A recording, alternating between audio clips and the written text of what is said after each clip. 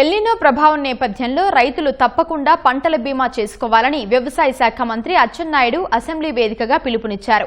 ఈ నెలాఖరు వరకు సమయం ఉందని వెంటనే బీమా చేసుకోవాలన్నారు.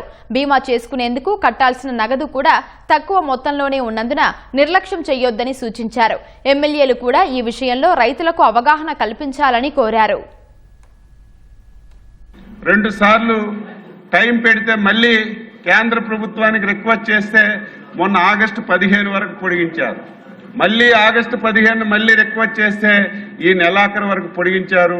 గౌరవ సభ్యులందరికీ కోరుతున్నాను, ఈ శాసనసభ ద్వారా రాష్ట్రంలో ఉన్న ప్రతి రైతుకి చేతులెత్తి దండం మొక్కి కోరుతున్నాను.